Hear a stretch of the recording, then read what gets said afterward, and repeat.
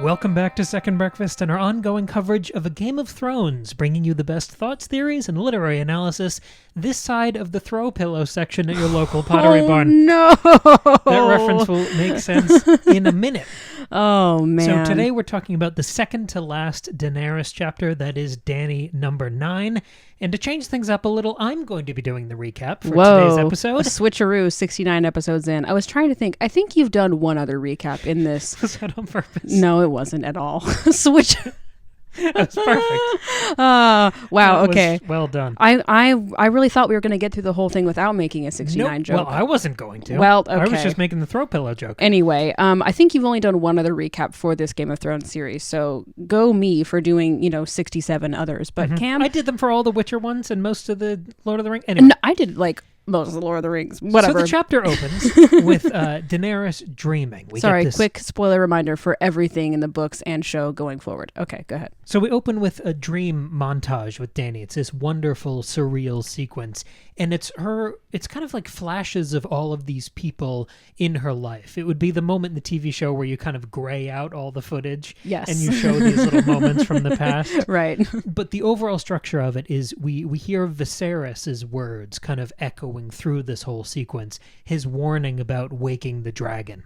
And it's Dany kind of walking through this castle-like structure towards this red door. She's leaving bloody footprints behind her. She sees Drogo pop up, and she sees these memories of them consummating their marriage and the Dothraki Sea. She sees Jorah pop up and remembers that little family history lesson he gave her about her brother Rhaegar.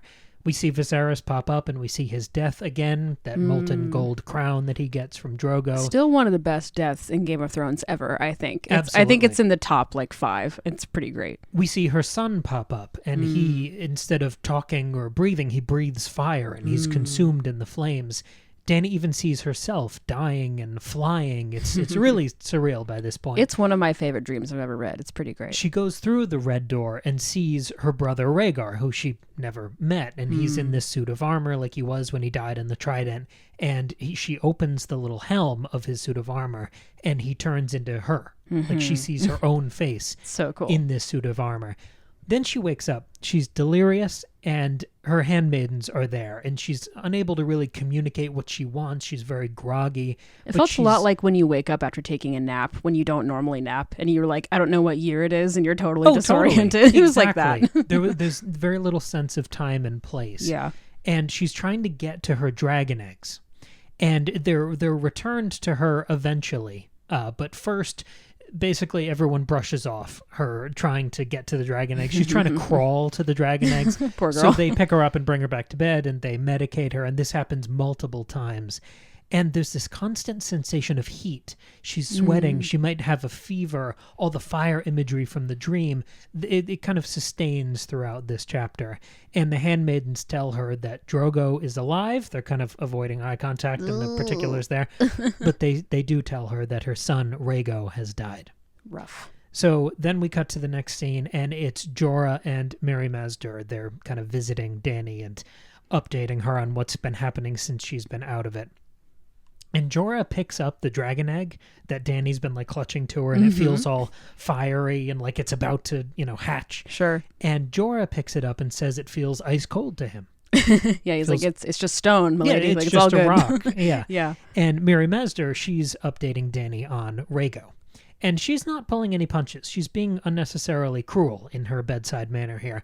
She's saying not only was Rhaego stillborn, but he was also monstrous. He had scales and a tail and wings. He was blind. He was full of worms and corruption and kind of fell apart after he came out of her.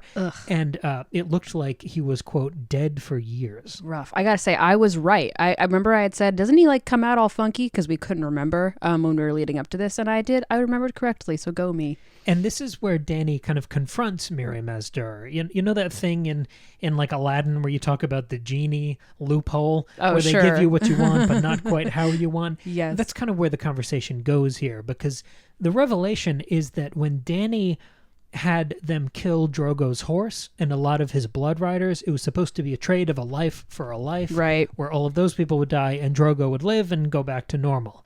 But apparently the Shadows took Rhaego's life, her unborn son, Oops. and traded that for Drogo.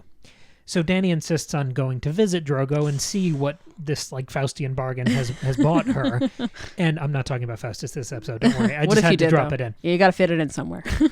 And on the way to see Drogo, she realizes that, the 40,000 strong Khalasar is totally gone. Whoops. And we find out that they, as he was more and more incapacitated, they sort of divided under new calls. Mm-hmm. Everyone went for this power grab, and they all sort of rode off individually. It's tough.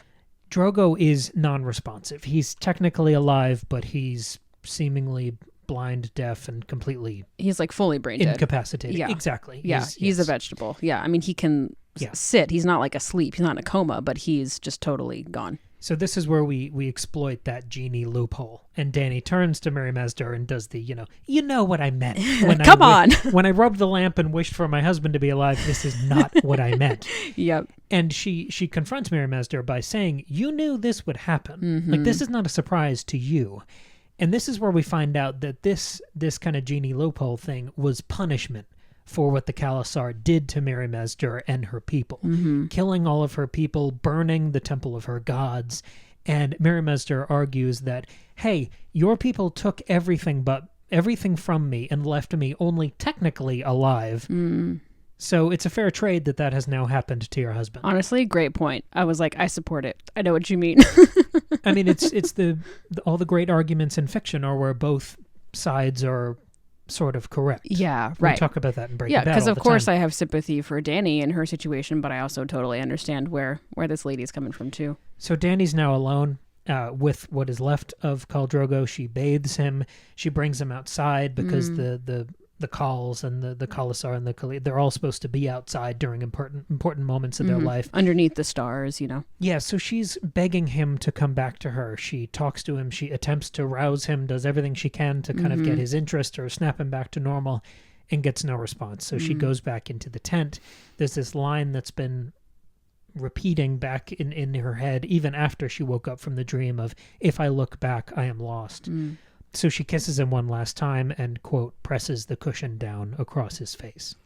Ooh, so tough. I mean, yeah, I totally sympathize with Dany, and I get why this happens, but it's still so sad to read. Go ahead. I was trying to present it objectively there. That's why I used the quote at the end, because I understand this as a mercy killing. Oh, yeah. But yeah. it's not technically called that, so I didn't want to color the Sure. recap. But do we agree that that's what this was? Yeah, absolutely. Okay, yeah, okay. I mean, because it's like the gentlest way that she could end it. So I understand it. Yeah. I'm glad you brought up the phrase, if I look back, I am lost, because that's what I really meditated on in this chapter. I was so excited because the first third of the chapter is this fantastic dream. And at first I thought, well, of course I got to dive into the dream. And I read it several times and it was interesting. And there are some things I want to pull out of it. But I think rather than cementing my discussion around the dream, I want to cement it around this phrase, because this phrase I think is what she takes from the dream. Like, that's the biggest takeaway for her, and it really guides her through the whole chapter. And so at first I went through and thought, okay, when are the points when she says, if I look back, I am lost? It first comes up in the dream itself. The phrase does not appear, but the closest thing I found is it says, she could not look behind her, must not look behind her. So already early in the dream, she's noting that whatever's behind her is not what she can or should be focusing on. This darkness is, closing in on her. But the actual phrase comes up when she, at several points.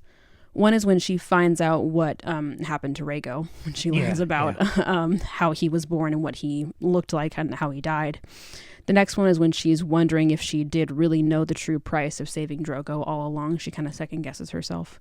And another time is when she learns what happened to the young girl. You didn't mention this in the recap, but when we first meet Mary Masdar after that battle with the sheep people, she saves that one girl from being assaulted. She learns that she was assaulted about 100 times and then killed. She faced a lot of other horrible things. Yeah. And so she learns that, but then she says to herself, if I look back, I am lost. And the final time that she says it to herself is when she realizes that Drogo is truly gone and also needs to die. And so that kind of guides her to grab the pillow and et cetera, et cetera. And so those are sort of the moments where she's thinking about it. And so I was trying to parse out what does this phrase really mean for her? Before I dive into it, Cam, did you have any ideas about what this phrase might mean for Dany? I think I just sort of took it at face value as her reacting to these kind of mounting horrors. It was sort of, I mean, this chapter was almost like a Bugs Bunny cartoon where every time you turn around, you step on a rake, and she gets slapped with another horrible thing. Just awful So things. I thought it was just that kind of brute force of will, perseverance of I'm either going to curl up and die here, or I have to push myself to survive, even though I have almost nothing and no one left. I see. Yeah. Because I was trying to, because I understood it on that face value too, and I thought maybe I can think more about the specific words and what they might mean. And actually, it's reminding me a lot of our discussion about Sansa last week, of Sansa having to sort of disassociate and disconnect from reality in order to continue moving forward and survive. And that's kind of what Dany's doing here, but not quite. You know?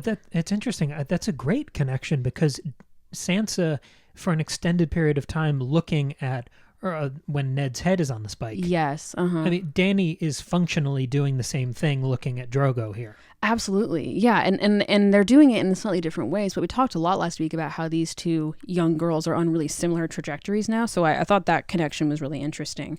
But I want to think about the word lost, because if she says, if I look back, I am lost, does that mean like dead? Does it mean like she's like done, or does it mean like she doesn't know where to go? Like, is it more like if I look back, I'll be more literally lost and confused about where to go next? Like, I was trying to figure out what that might mean. I don't have an answer just yet, but that's something I was thinking about. But then if you just kind of zoom out at the phrase practically, like, does it mean like pretend things didn't happen? Like repress the past and pretend it's not there, sort of like Simba style, you know, in The Lion King, when he says like you can't change the past, he just pretends he's not royalty and has no duty to his pride or whatever. Like, is it about that, or is it more like just ignoring things, or is it more like don't let the past define you and kind of keep your eyes on the prize and sort of like accept what has happened, but then not dwell and move forward? And I think that's more what's happening. I don't think she's saying, oh, well, it's in the past and I can't change it, because particularly around the girl that she tried to save and then failed to save, her response after she learns that, she thinks to herself, if I look back, I am lost. And then she says, oh, I'm going to like kill all those men. Like, she doesn't just say, okay, great, moving on, I have no part in this. She like vows to do something about it. It's kind of like Arya when she's rattling off that list of people she has to punish. Yeah, that's true. Yeah. So she's not totally ignoring what has happened, but it's more like keep your eyes focused forward. And I think the way that I can understand that is through the dream, because she says she thinks about home a lot in the dream. And that's something that's been important for Dany and her whole journey, I think, especially early on, and about this like lack of a home for her, and like what is home to her. And for a long time it was just that red door, which is like the house she lived in the longest when she was really young. Like, that's what she remembers. And Hill House. Yeah, exactly, the red door. Oh yeah, God, the Hill House, The Haunting of Hill House is such a good show. May I recommend it strongly. Anyway, so in the dream itself, we see Dany's definition of home actually shift quite a few times. So at first she's remembering the red door. She like says to herself, home. But then we see her saying home in reference to an intimate moment she's having with Drogo in the dream. But then we see her and they're like in the Dothraki Sea when that happens. So it's like home is this red door house in Pentos. Then it's her life with Drogo with the Dothraki. Maybe that's her home. But then we go back to the red door. But then we go to Westeros. It says that, like later in the dream, it says she could smell home. She could see it there, just beyond that door. Green fields and great stone houses and arms to keep her warm. And at first I thought that just meant Westeros. But I think it's actually like all three of these things, because it says she could see it, blah, blah, blah. Green fields, which reminds me of the Dothraki Sea, the like grasslands. Stone houses, which of course would be Westeros, castles. But then arms to keep her warm, which makes me think about like Drogo or somebody, you know, some lover or, you know. Absent parents. Oh, sure. Yeah. So it could be like, is home about people? Is home about this home I've made with the Dothraki? Is it about Westeros, which I've been told? And I think it's like, it's all of it. But what's really interesting is that I think this dream is sort of her trying to figure out what home is, because she kind of goes through all those options, all those iterations. But then when she opens the door right after seeing all of that, she then sees Rhaegar, like you said, and he's standing there. He's the last dragon, but she opens the visor on his helm and it's her own face. And so I think what has happened for Dany is her home has become herself, as in herself as the dragon. Because the whole dream is that phrase Viserys says, you don't want to wake the dragon, do you? And Jorah is saying, Rhaegar was the last dragon. And I think Dany is realizing, no, I'm the dragon. I'm right? the last Targaryen I'm now the that last my son is dead. Exactly. Right. In the dream, she grows wings and she flies and there's fire. And so I think it's that the new goal now is not to go home to Westeros. It's not to go home to the Red Door. The new goal is to become the dragon. It's to be herself as the dragon. And I think the reason that she's able to finally do that is because she's got her dragon eggs now and her son Rhaego is gone. Because in the last Dany chapter, I had sort of tried to figure out, why does she start to miscarry? What's the moment that triggers that? And we kept tying it back to this idea of fear, and that fear can't exist within Dany, and that Rhaego sort of embodies that, like her... That fear. Yes, that fear. Yes. And so now that he is gone, and she even says like her fear had burned away with Rhaego, now that that fear is gone, she can be the dragon, and that's sort of her new guiding light, and that's what she has to look ahead at versus looking back. That's sort of how I started to understand it. No, I totally like that. I think you ever kind of trip over a word when you're reading, where your eyes just kind of glance over it and you think it's one thing and you have to go back and see that like one vowel was different. Yeah. I found myself thinking so much about the intersection of lost and last. Oh, interesting. Because she's talking about, if I look back, I am lost, but the other recurring phrase here is that she's the last dragon. Okay. So I kept kind of bouncing those back and forth in my head, because this chapter feels like the first time she sees an open road in front of her. Instead of being so destined and promised and awaited in Valhalla and Westeros, it was about her making her own future, because she doesn't have anyone around her to drag her into a future the way Viserys controlled her, the way Drogo controlled her. Yeah.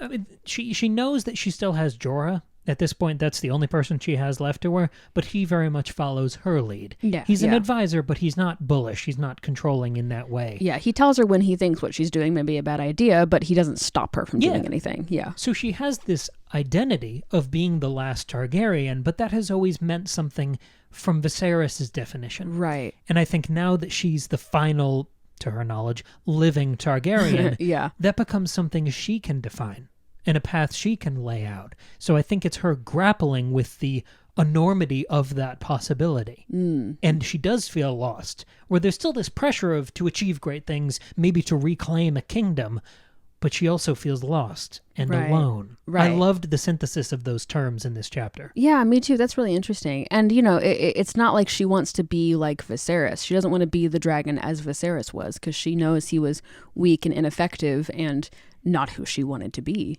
Metaphorically, if you were to describe Viserys' temperament, it would be the version of Rhaego that was stillborn. Yeah, it's like scaly, broken, gross little dead thing. This this shriveled kind of imitation of a dragon. Yeah. Where it's technical, and like Drogo was technically alive, this Rhaego was like technically a dragon in the same way Viserys is only technically a Targaryen. That's really interesting, yes. So Dany is, again, not looking back at that as an example, but looking forward at herself. I think this image of Rhaego being born as this kind of dragon is maybe it puts to rest this theory we've been playing with for the last several months about people becoming the sigils of their house. That has now happened, and it kills you. I see. Yeah. So it was fun to unpack that phrase, and I know it repeats like throughout her journey. I had forgotten about it because they don't really do it in the show, because there's no internal monologue for characters in the show. But I was like, oh yeah, this phrase pops up for like many books after this, as far as I can remember. So it was fun to see it here and try to understand it. You know what else is fun? Lemon Tarts in Space by Cam Freeseal, his latest book. If you guys didn't know, Cam's latest book came out a couple months ago. It is a rip-roaring ride through space and time. It is a dark comedy, light sci-fi.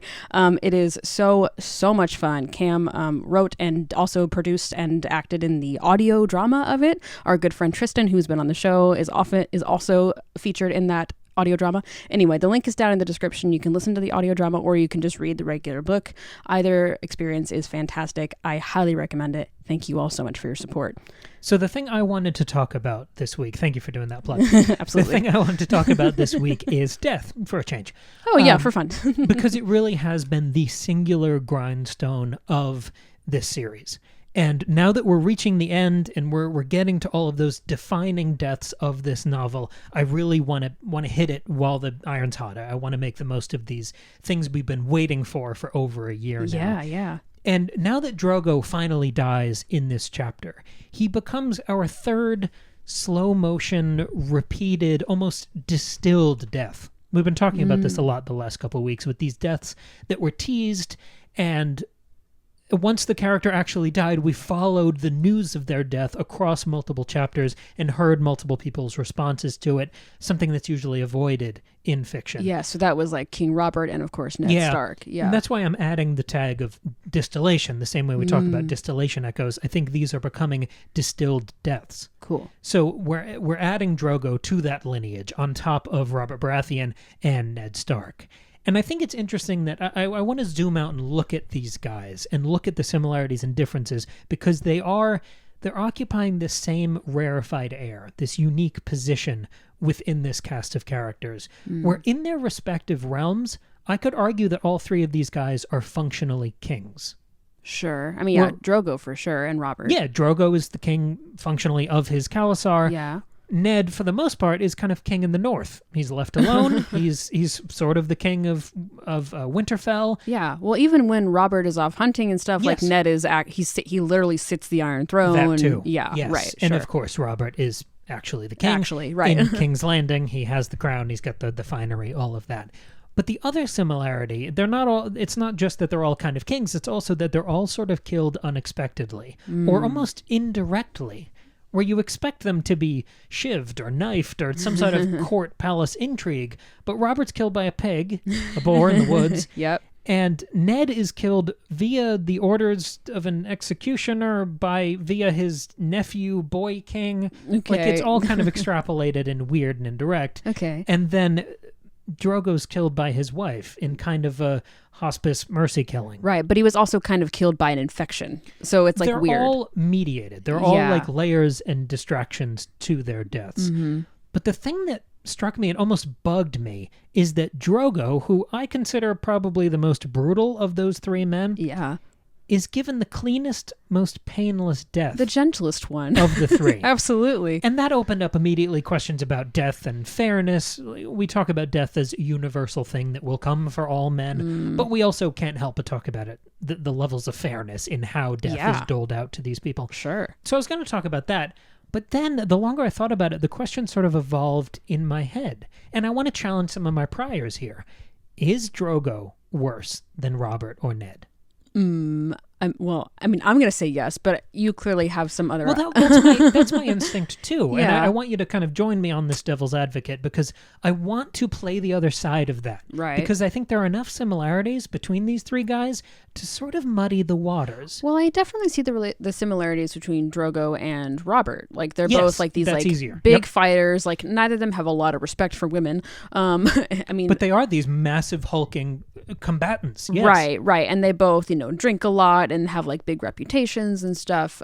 Like, really, Robert is just if Khal Drogo like got old and fat. Like, that's kind of what it is. Yes. I mean, not quite. Like, there's definitely a difference, especially just like culturally. They're very different. But Ned is sort of separate from those two. I think that's kind of the monkey wrench. That's what I want to play with. So the objective here is to figure out if these guys are united in more than just the manner of their long festering narrative deaths. Sure. So I think, the place to start is obviously with Drogo and assault and consent and child brides and all of that. Right.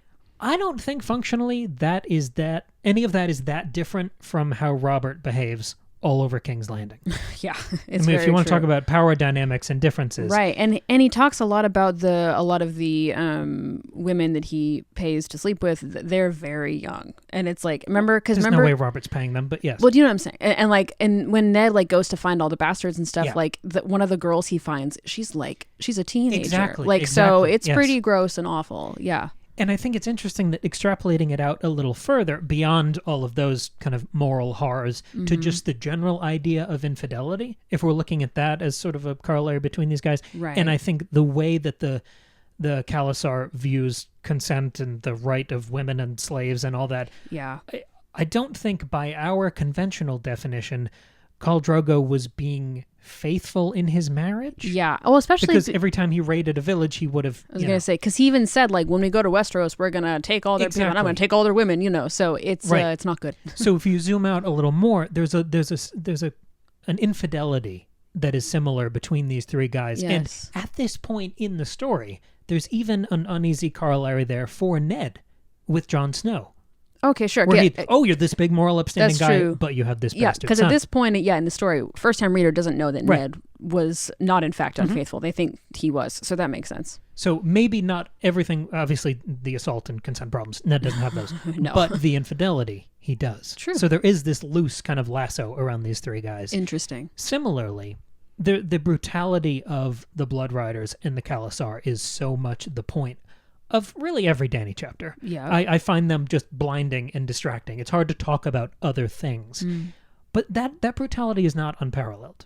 Robert's gold cloaks can be as vicious and corrupt and cruel as anyone in the Khalasar. True. And we've seen that since that kind of snap turn that hobbled Ned and killed all of his guys and threw him in the dungeons and then beheaded. Like, all of these things we've seen since that turn in King's Landing, I think have put the Gold Cloaks on the same level as the Blood Riders. You're right. We've talked about this before, about how, like, this is like the East versus West thing of, like, Western brutality is masked behind finery and, civility and civilization, right? But it's actually, like, the brutality is pretty horrendous, no matter where you are in the world and what fancy clothes you're wearing and we find and what rules you're hiding behind, We find out that a lot of the most horrible lieutenants under Khal Drogo, once he was deemed unworthy to be Khal anymore, a lot of those guys then tried to ascend, formed smaller Khalasars, and rode off on their own. Right. So they were kind of knighted in the same way that Robert's kingdom gave positions of authority and honor to people that are openly horrible, like Jaime. I see. Who killed the previous king, who broke the only oath that matters to his position. Or both Clegane brothers. Or Tywin. Yes, it's the Mountain particularly. But also Varys and Littlefinger and Tywin. Right, So not that different. And I was transitioning into the point that I'm glad you just made, that Dothraki ethos of following the strong, it's enumerated later in this chapter, of taking from the weak by right, that they can take whatever and whoever they want. Yikes. None of that is that different from how we see people act in King's Landing and Westeros. It's all problem of evil. It's all paramount self-interest. And you're right that it's just less disguised in the Dothraki. But it's exactly the same principle at work here. And this is where I want to zoom out a little more to talk about these three guys again. Because I think arguably Drogo and Robert's indulgence of those ideals is as destructive as Ned's ignorance of them. Yeah. Where interesting. The fact that Ned finds out about all of Robert's kids are bastards and there is no true line of succession, and then he goes and warns Cersei and trusts Littlefinger at all the wrong times bites his tongue for years about Robert's failing kingdom and regime, which is obviously impacting and ruining the lives of thousands of people. You can butterfly effect that across the whole kingdom. Yeah, but he just doesn't say anything because he's his king and his friend. So, yeah. If we're talking about these three guys, I want to call them kind of our three damned kings. Nice. I think the argument that might be being made by distilling the deaths of these three guys across half of this novel, I think the argument might be that the similarities between Drogo, Robert, and Ned, the outcome of their actions are largely the same. Even if we can judge them differently in the moment, they are equally destructive to the realm. There is, I'm feeling not just a connective tissue between those three guys in this chapter, but narratively almost a joint condemnation of them. Interesting. I mean, yeah, especially because Ned has fully, the Lannisters were never buds with the Starks, but he has fully, his actions have started a war. Like, they have fully turned the Starks and the North against the Lannisters and King's Landing and all of the other, rippling out effects with the Tullys and everybody, right? So he has basically started a war and caused all of these problems. Again, it's tough because he's trying to do the right thing, but doing it in not a great way. And you're right, ignoring a lot of the things around him and trying to circumvent those, or, pretend they aren't there. And that's not working well, versus somebody like Robert that knows exactly what's happening and doesn't do anything about it also. So that's really interesting. I think that analysis makes a lot of sense. It's uncomfortable, which is why I'm intrigued by it. Right. And it's interesting that all three of those people have now died. Yes. And their deaths have also had major ripple effects. And they took forever. They sure did. And we're still meditating on all of them. So yes, and I think we'll continue to. What is it, 3 or 4 chapters left at this point? I think we have 4 left. I think we have a Tyrion, a Jon, Actually, Catelyn, and I Dany. have our schedule. Yes, you're right. It is next week we'll be talking about Tyrion 9, and then Jon 9, and then Catelyn 11, and then we will end things with Dany chapter 10. Wow. So not much left. Not much left. That is crazy. This chapter was so fun to talk about. Yeah, not as fun to read. Not very fun. I mean, fun in some ways, and very much like the Sansa chapter last week. Horrible, but also really rewarding and fascinating. This book is so good. Hot take. This book is great. I've really enjoyed going through this so slowly and deeply with you. It's been really great. Me too. I feel like we talk about, the way, we grew up with Harry Potter. That's our generation. Right. People talk about the magic of the first book there as just being the introduction to this new and special and magical world. Right. But I think this book is better than just an introduction to a world we love. I still think Storm of Swords has the most amazing moments in it. Right. But this one is fantastic on its own. It is. Yeah. I mean, I feel like if you just read this first, the story is certainly not over, but it's also a satisfying story on its own. I mean, you're so hyped to keep going at the end. I do remember that. But still, it does. You could stop here and still have had a really rich and rewarding time. That's what I was going to say, because we will have spent, by the time we finish this in a month or so, we will have spent about the same amount of time covering all of Lord of the Rings and The Hobbit and all of the Witcher books, and now this, where it's about around a year and a half for those things. And I think this has that level of scale, complexity, and almost completeness that those other works do, even though this is just the one first book. Yeah. I mean, it's probably about as long as the Lord of the Rings, if you put all 3 together. Yeah, something like that. I think that one's around 1,000 pages, and this is about 800. So it's not obviously The Witcher's a lot more, but it's just a different style. Sure, yeah, those are pretty long chapters. Like 8 books in there. It's not just that I'm enjoying this reread and talking about it on this deeper level. I'm really growing to appreciate this story more. Yeah, absolutely. Me too. And just how solid it is. This has been really fun. And a big part of that is you guys. Yes, the comments on we post on Instagram to announce all the episodes. We post on YouTube and look at the comments there, the comments on Patreon, the emails. That has been a huge part of this experience and this analysis. So thank you for that. Please let us know what you thought of this chapter, of this episode, and this discussion. Of course, we'll be back next week to talk about the final Tyrion chapter for this book. And if you want even more George R. R. Martin style coverage from us, we covered all of Fire and Blood, which is the source material for House of the Dragon. We did that chapter by chapter. The whole series is up right now over on Patreon, in addition to all of our other bonus episodes, like our Breakfast Buffet series, which is where we cover it's a roundup series of all different works of art. We've got a whole mess of bonus content over there. We already plugged Lemon Tarts. We already advertised for next week. Thank you very much for joining us, and we'll be back in just a few days with another brand new episode.